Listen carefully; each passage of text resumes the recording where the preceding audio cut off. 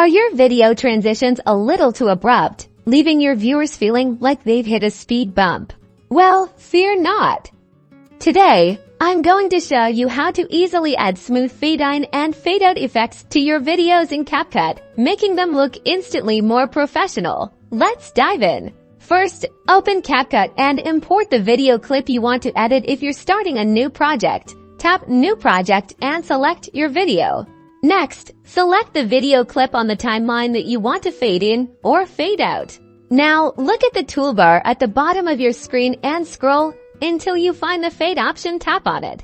You'll now see two sliders, one for fade in and one for fade out. These control the duration of the effect. For a fade in effect at the beginning of your clip, drag the fade in slider to the right. The further you drag, the longer the fade will be. A setting around 0.5 to 1 second usually works well. Similarly, to create a fade out effect at the end of your clip, drag the fade out slider to the right again. Experiment with different durations to see what looks best. Once you've adjusted your fade in and fade out settings, tap the play button to preview your video with the new transitions.